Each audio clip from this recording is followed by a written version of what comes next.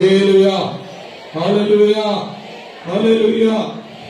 మరి కొంచెం విచిత్రమైన ప్రశ్న ఈరోజు మీకు మీరే ఈరోజు అడగాలి. నేను అడగడం కాదు, పరిశుద్ధాత్మ దేవుడు ప్రేరేపణ ద్వారా మీకు మీరే ఒక ప్రశ్న అడగాలి ఈరోజు దేవుడి మందిరంలో. ఆ ప్రశ్న ఏంటంటే, నేనెవరిని? చెప్పండి అందరూ ఒకసారి. నేనెవరిని? మీకంటూ ఒక గుర్తింపు ఉంటుంది సమాజంలో మీకంటూ గుర్తింపు ఉంటుంది. పలానా తాలూకా పలానా వ్యక్తి వల్ల అబ్బాయి అమ్మాయి, లేకపోతే పలానా వ్యవస్థలో పనిచేస్తాడు, పలానా చోట ఉంటాడు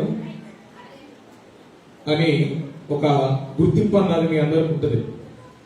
అయితే దేవుని మందిరంలో మీకంటూ ఒక గుర్తింపు ఉందా లేదా?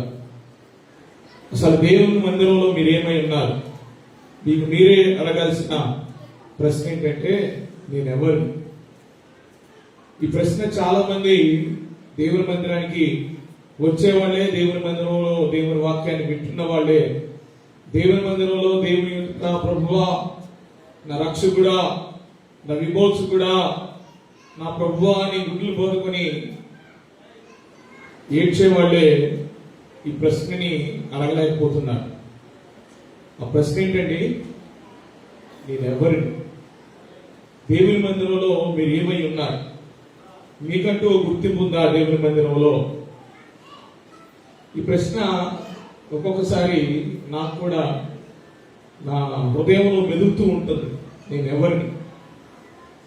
పరిశుద్ధాత్మ దేవుడు కొన్నిసార్లు నాకు హెచ్చరికిస్తూ ఉంటాడు. నువ్వెవరో నీకు గుర్తుందా? నేను ఎందుకు పిలుచుకున్నానో నీకు గుర్తుందా? నిన్ను ఎందుకు ఏర్పరచుకున్నానో నీకు గుర్తుందా? అమ్మా, మీకు గుర్తుందమ్మా దేవుడు మిమ్మల్ని ఎందుకు పిలుచుకున్నాడో, దేవుడు ఎందుకు ఏర్పరచుకున్నాడో ఏ రోజన్నా ఒక్కసారన్నా ఆలోచించగలిగారా? పెద్దలారా, మీరు ఏ రోజన్నా ఆలోచించగలిగారా? నన్ను దేవుడు ఎందుకు పిలుచుకున్నాడు, దేవుడు నన్ను ఎందుకు ఏర్పరచుకున్నాడు? ఎక్కడో నశించుకోవలసిన నేను, ఎక్కడో తప్పిపోయిన నేను, ఎక్కడో ఉండవలసిన నేను ఈ రోజు దేవుని మందిరంలో ఉన్నానంటే నేనెవరిని? యవనస్తులారా, మీరు ఈ ప్రశ్న అడగాలి. ముఖ్యంగా యవనస్తులు అడగాలి, నేను ఎవరిని? నువ్వు దేవుని మందిరంలో ఎందుకున్నావు? చాలా మంది యావరగా దేవుని యొక్క మందిరంలో లేకుండా ఈ రోజు ఈ మధ్యాహ్న సమయంలో ఈ క్షణంలో చాలా మంది ఎక్కడున్నారంటే సినిమా హాలుల్లో ఉన్నారు.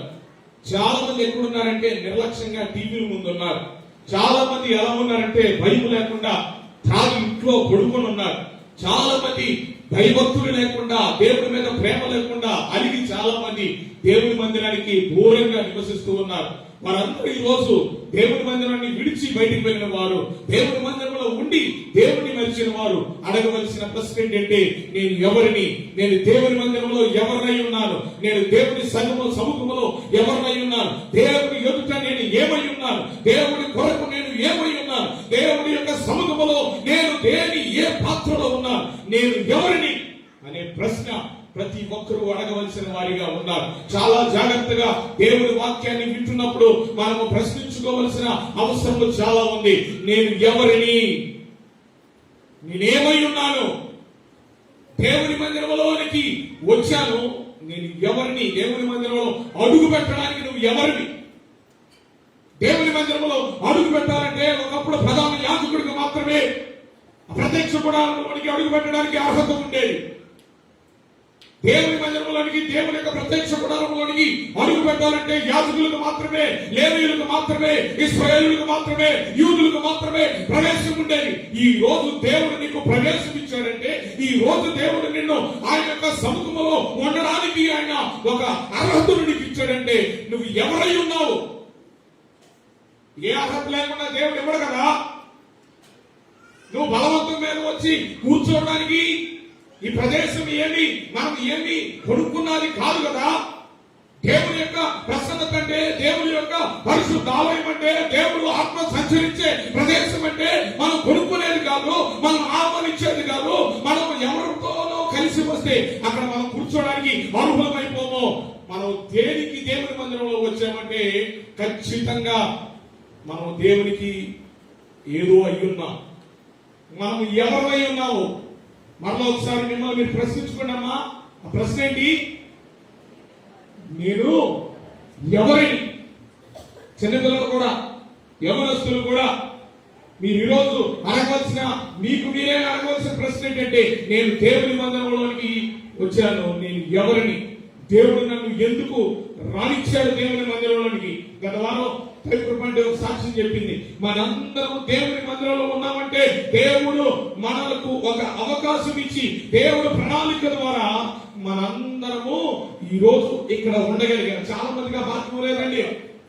చాలా మందికి ఆ భాగ్యం లేదు. మనసులో ప్రేమ ఉన్నా, మనసులో విశ్వాసం ఉన్నా, హృదయంలో దేవుడనే అమితమైన ప్రేమ ఉన్నా, నమ్మకం ఉన్నా, విశ్వాసము ఉన్నా చాలా మందికి మహాభాగ్యము కలగడం లేదు. కానీ దేవుని మందిరంలో మనం ఈ రోజు ఉన్నామంటే మనం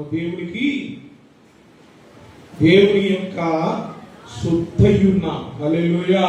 దేవుని యొక్క వాక్యంలోకి వెళ్దాము. మనం ఎవరిని అనే ప్రశ్నకు ఈ రోజు ఒక్కసారి జవాబు కలిగి దేవుని యొక్క మందిరంలో నుంచి బయటికి వెళ్దాం. 1వ పేతురు పత్రిక 2వ అధ్యాయము 9వ వచనం.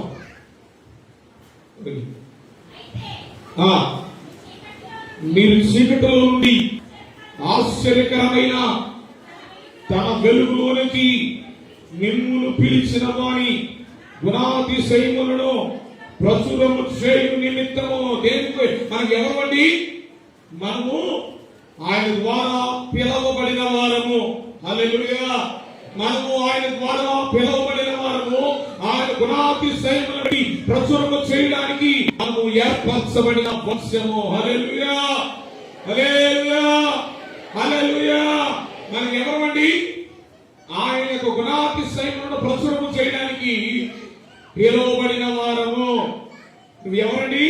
కవిత అమ్మ దగ్గరికి వెళ్ళమ్మా. అమ్మ దగ్గరికి వెళ్ళిపో.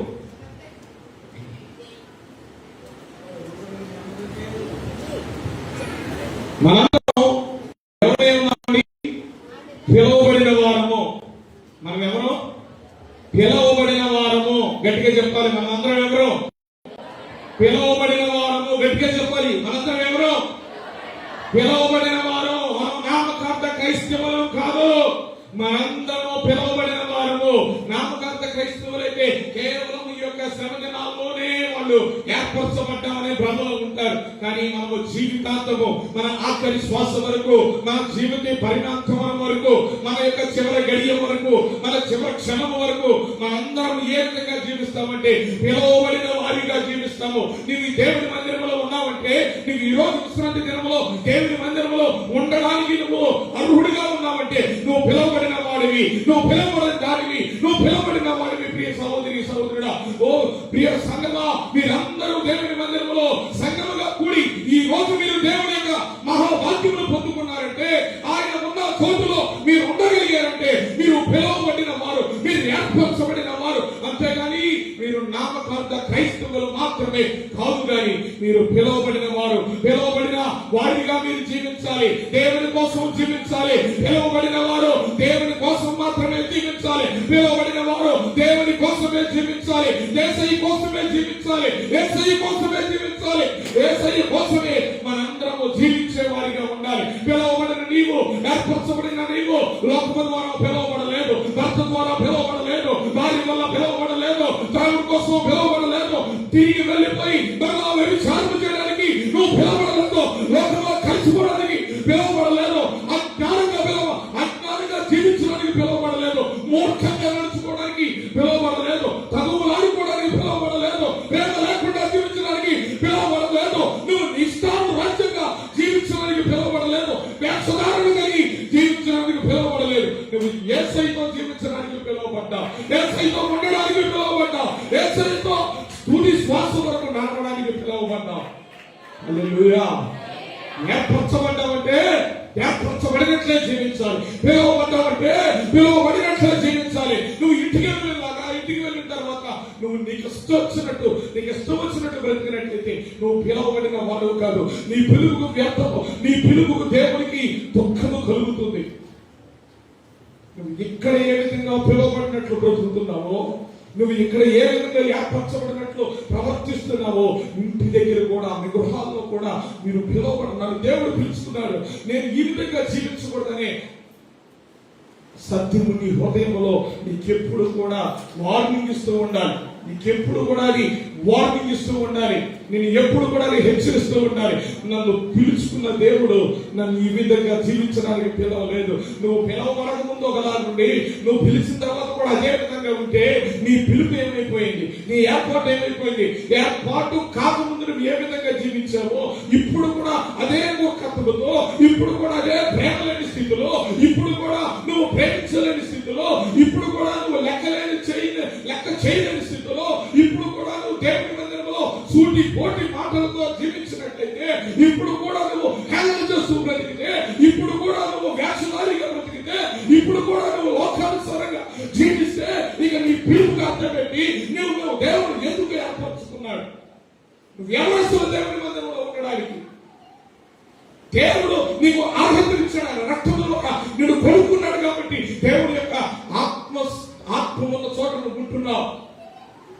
మనం ఎవరు అవసరం? నేనైనా సరే ఒక సేవకుడిగా వెళ్ళిపోవడం దగ్గర నుంచున్నారంటే ఆయన రక్తం ద్వారా పవిత్రపరుచుకొని ఆయన ఆత్మ ద్వారా వాడుకుంటున్నాడు. కానీ నేను ఎవరిని అసలు, మీరెవరు అసలు దేవుని మందిరంలో ఉండడానికి? ఆయన ప్రేమేమో ఇక్కడ వరకు రప్పించింది, ఆయన కటాక్షమేమో ఇక్కడ వరకు రప్పించింది, ఆయన కరుణేమో ఇక్కడ వరకు రప్పించింది, ఆయన పరిశుద్ధాత్మ ద్వారా ఆయన త్యాగమేమో అందరూ ఈ రోజు ఇక్కడ నిలబట్టగలిగినది. ఆయన రక్తము పెట్టి కొనుక్కున్నాడయ్యా నిన్ను. ఆయన రక్తం బట్టి నేను కొన్నాను. ఆయన శిలువలో ఆయన రక్తము కాచి ఆఖరి రక్తము పట్టు వరకు ఆయన రక్తమును కాచి ఆయన నిన్ను కొనుక్కున్నాడు. బుద్ధి లేకుండా లోకానుసారంగా ఉండి స్నేహితుడి కోసం దేవుడిని నమ్మేసుకుంటావా?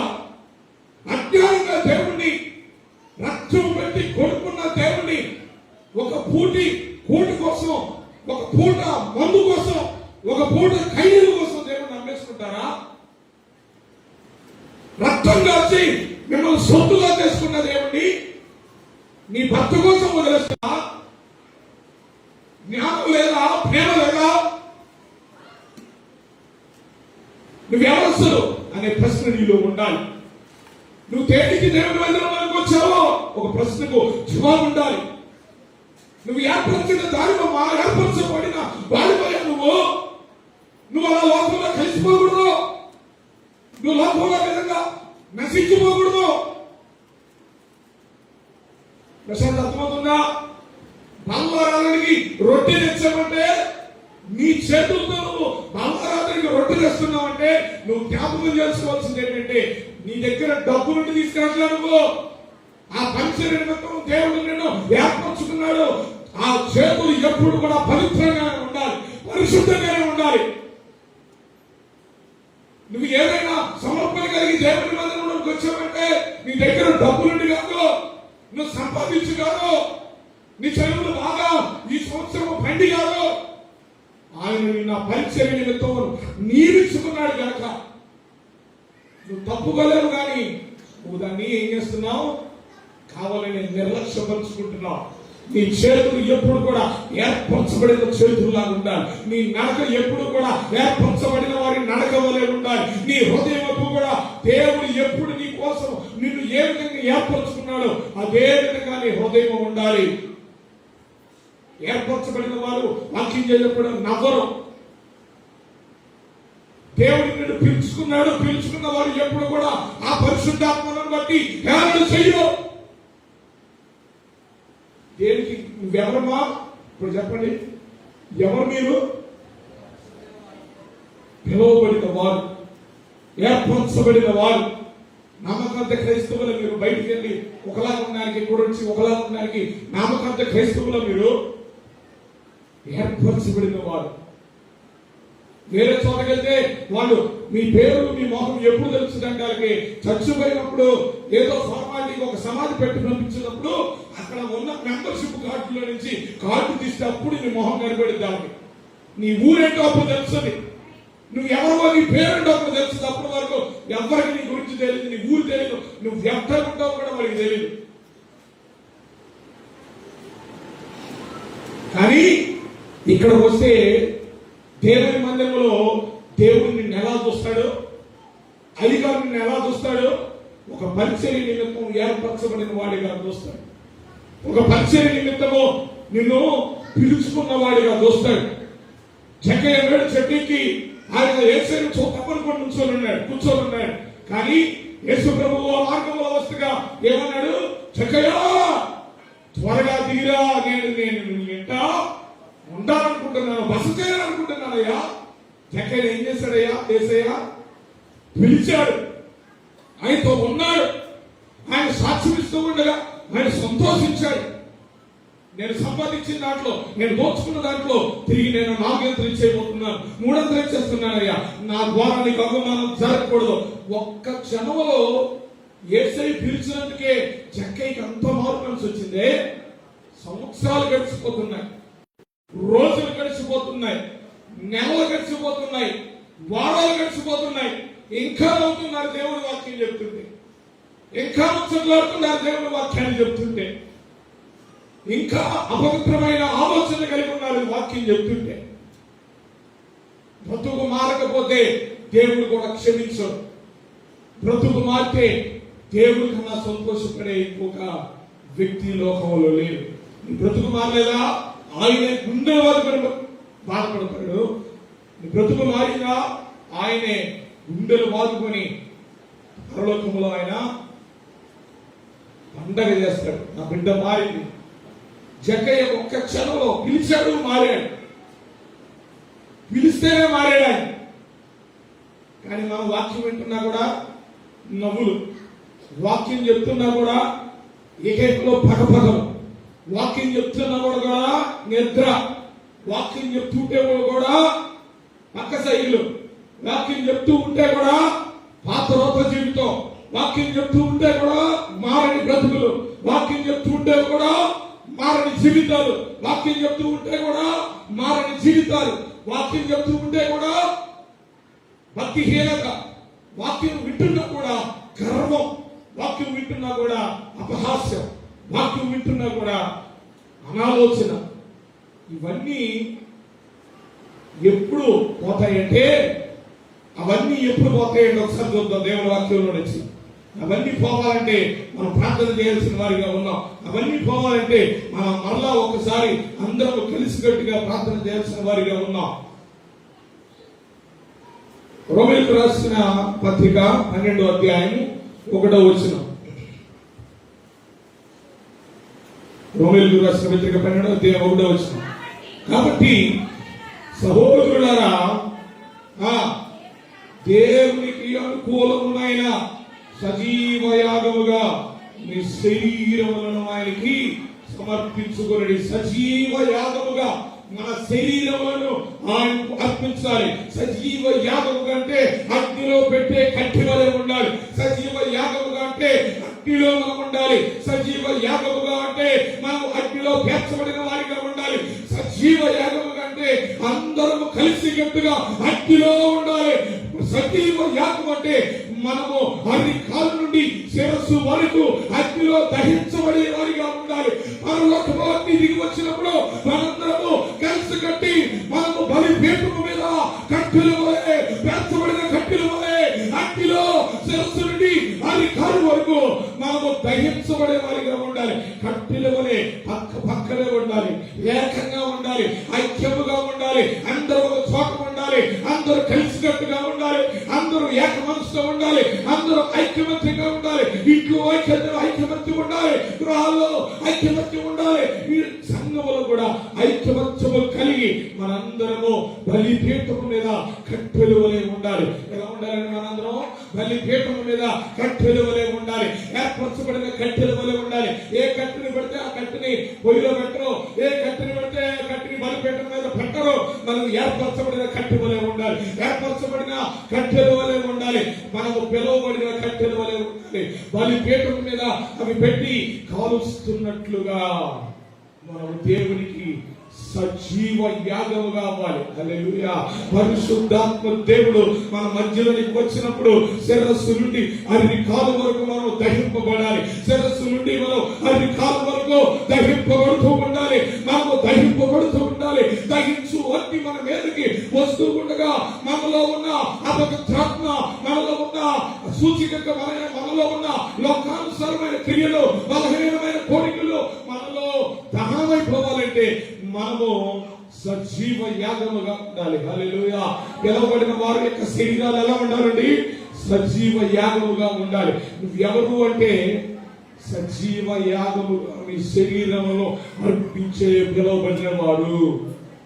సజీవ యాగముగా మీ శరీరములను అర్పించడానికి వచ్చిన ఏర్పరచబడిన వాడు.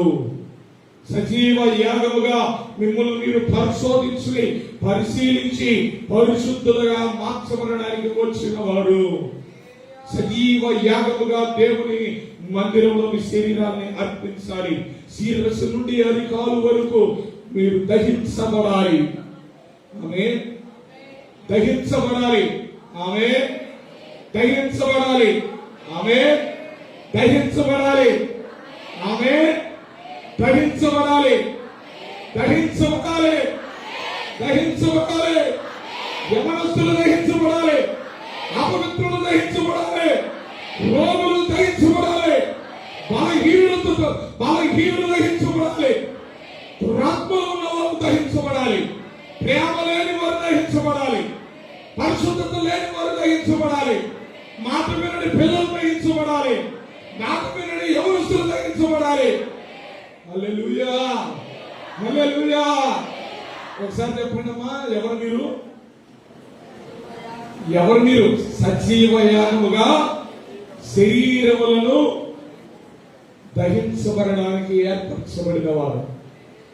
ఈరోజు దేవుని మందిరంలో ఉన్నావంటే నీ వంశాన్ని నువ్వు కాపాడుకోవడానికి నువ్వు ఏర్పరచబడ్డావు. చెప్పండి కూడా దేవుని వారు.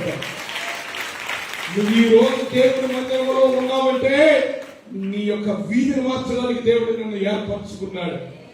నువ్వు దేవుని మందిరంలో ఉన్నావంటే నీ గృహాన్ని మార్చడానికి దేవుడు నిన్ను పిలుచుకున్నాడు. నువ్వు ఈ రోజు దేవుని మందిరంలో ఉన్నావంటే నీ స్నేహితులను సజీవ యాగముగా దేవుని మందిరంలో ఉంచడానికి దేవుడు నిన్ను పిలుచుకున్నాడు. నువ్వు ఈ రోజు ఇక్కడ ఉన్నావంటే 1000 తరములు రక్షించడానికి దేవుడు నిన్ను పిలుచుకున్నాడు. నీ ద్వారా 1000 తరములు ఆశీర్వాదం రావాలి. నీ ద్వారా నీ యొక్క వంశం ఆశీర్వదింపబడాలి.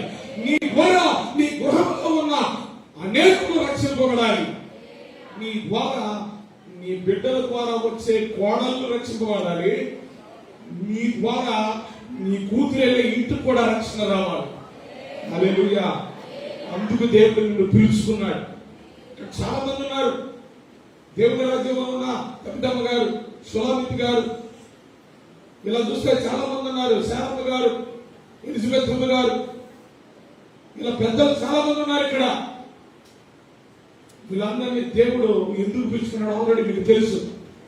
వారి పిల్లలు, వారి మనవళ్ళు, మనవరాళ్ళు, వారి అల్లుళ్ళు, కొడుకులు, వీళ్ళందరూ దేవుణ్ణి ఈ రోజు నమ్ముతున్నారంటే వారు ఏర్పరచబడ్డారు, పిలవబడ్డారు కనుక ఇప్పుడు మీరందరూ ఇక్కడ ఉన్నారు. ఆ ఒక్క 5-6 ద్వారా ఇంతమంది ఉన్నారంటే అమ్మా నీ వల్ల భవిష్యత్తులో ఎంతమంది పిలువబడతారమ్మా, ఎంతమంది ఏర్పరచబడతారు చెల్లి, ఎంతమంది పిలువబడడానికి దేవుడు ఈ రోజు నిన్ను ఇక్కడ స్థిరపరచుకున్నాడయ్యా. ఈ రోజు నువ్వు ఇక్కడ ఉన్నావంటే, మీరు అక్కడ ఉన్నారంటే మర్చిపోవాలని నువ్వు ఇక్కడ ఈ రోజు ఇక్కడ ఉన్నావంటే దాని అర్థం ఏంటి? దాని అర్థం ఏంటి? తరాలను రక్షించడానికి, వంశాన్ని రక్షించడానికి, కడుపును పుట్టే కొడుకులు కుమార్తెలను రక్షించడానికి దేవుడు మిమ్మల్ని పిలుచుకున్నాడు, ఏర్పరచుకున్నాడు. ఈ రోజున మీరు మ్యారేజ్ అయ్యి పెళ్లిళ్ళు అయ్యి మీరు అక్కడికి ఎందుకు వెళ్తారంటే వాళ్ళు రక్షింపబడడానికి, వంశాన్ని వృద్ధి చేయడానికి కాదు. అవే ఎందుకు వెళ్తారమ్మా మీరు భవిష్యత్తులో ఎక్కడికైనా? వాళ్ళ వంశాన్ని వృద్ధి చేయడానికి కాదు, ఒక ఆయనకి తోడుగా ఉండడానికి కాదు. మీరు ఎందుకు వెళ్తారంటే అక్కడ మీ ద్వారా అనేకులు రక్షింపబడడానికి, మీరు ఆయన యొక్క గుణాతిశయములను వివరించడానికి, యేసయ్య గొప్పవాడని చెప్పడానికి, యేసయ్య ద్వారా మా సంఘంలో గొప్ప కార్యములు చూసేమని చెప్పడానికి, యేసు ద్వారా సమస్తము సాధ్యమని చెప్పడానికి, యేసయ్యలో అసాధ్యమైనది ఇదేనని చెప్పడానికి, ఆయన నామంలో శక్తి ఉందని చెప్పడానికి, ఆయన నామంలో ఏదైనా జరిగిందని చెప్పడానికి, ఆయన నమ్ముకుంటే సమస్తము జరిగిందని చెప్పడానికి, ఆయన నమ్మిన స్థితిలో ఉన్నామని చెప్పడానికి, నమ్మితే మీరు కూడా బ్రతుకులు మారి ప్రయోజకులు అవుతారని చెప్పడానికి దేవుడు నన్ను పిలుచుకున్నాడు. కానీ నమ్మడానికి పిలవడా, అనిలు నమ్మడానికి పిలుచుకోవాలి దేవుడు మిమ్మల్ని. ఇక్కడ దేవుడు మిమ్మల్ని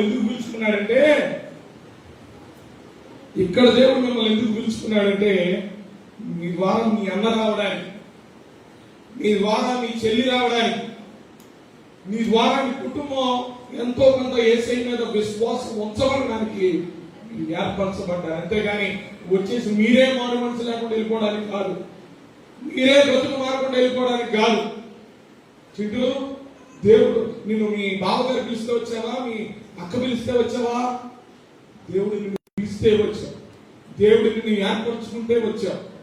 నీ ద్వారా ఒక నలుగురికి విశ్వాసం కలగడానికి దేవుడు నిన్ను పిలుచుకున్నాడు తప్ప ప్రియాంక చెప్పడం వల్ల, నవాజ్ అన్న చెప్పడం వల్ల నువ్వు ఇక్కడికి వచ్చి కూర్చోవాలా. బైబిల్ నువ్వు ఏదో అయినా బలవంతం చేస్తే నువ్వు కొనుక్కోవాలా. ఆ వాక్యం ద్వారా దేవుడు నీతో మాట్లాడడానికే సేవకుడు ద్వారా నీకు హెచ్చరిక చేసి గత వారం ఆయన వాక్యాన్ని నీ చేతిలోకి వచ్చేలాగా దేవుడు చేశాడు. కనుక ప్రియమైన దేవుని బిడ్డలారా, మీరు నవ్వడానికి రాలా, మీరు కూర్చొని వెళ్ళిపోవడానికి రాలా, మీరు వ్యాసదారులుగా ఉండడానికి రాలా, మీరు పక్క చూపులు చూడడానికి రాలా, మీరు మారిన హృదయాలతో ఉండడానికి రాలా, మీరు మారిన జీవితాలతో ఉండడానికి రాలా, మీరు దొంగలు ఆడుకోవడానికి రాలా, మీరు గొడవలు ఆడుకోవడానికి రాలా, మీరు సమాధానం లేకుండా ఉండడానికి రాలేదు. కానీ మీరు ఏర్పరచుకోవడానికి వచ్చారు, పిలవబడ్డారు కాబట్టి వచ్చారు. కనుక మీ జీవితము ఎలా ఉండాలంటే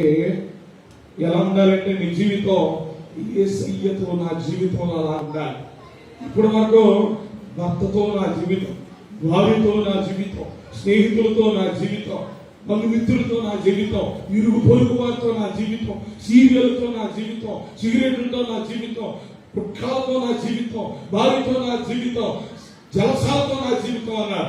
ఈ రోజు నుంచి నువ్వు యేసయ్యతో నా జీవితం అన్నట్లు బ్రతకాలి, యేసయ్యతోనే జీవితం అన్నట్లు బ్రతకాలి, యేసయ్యే జీవితం అని బ్రతకాలి. హల్లెలూయా. నాతో ఒకసారి యేసయ్యతోనే జీవితం, యేసయ్యే జీవితం, యేసయ్య వరకు జీవితం, యేసయ్యతోనే జీవితం, యేసయ్యే జీవితం, యేసయ్యతో జీవితం, యేసయ్యే జీవితం. ఎంత చక్కగా ఉందండి వినడానికి. యేసయ్యే జీవితం, హల్లెలూయా. యేసయ్యే జీవితం, హల్లెలూయా. యేసయ్య చేరుకునే వరకే జీవితం. యేసయ్యతోనే మనం బ్రతకాలి, యేసయ్యలాగే మనం బ్రతకాలి, బ్రతకాలి. యేసయ్య ఏర్పరచుకున్నట్టే, యేసు పిలుచుకున్నట్టే బ్రతకాలి, మిమ్మల్ని ఉన్నాడు ఆ విధంగా మీరు జీవించను గాక. యేసయ్య మిమ్మల్ని ఏ విధంగా పిలుచుకున్నాడో ఆ పిలుపు తగినట్లు మీరు బ్రతుకుతురు గాక. యేసయ్య మిమ్మల్ని ఎందుకు ఏర్పరచుకున్నాడో ఆ ఏర్పాటుకు తగిన విధంగా మీరు బ్రతుకురు గాక. యేసయ్య మిమ్మల్ని వాడుకొని ఆయన ఏర్పరచుకొని ఆయన గొప్పతనమును ఆయన వివరించి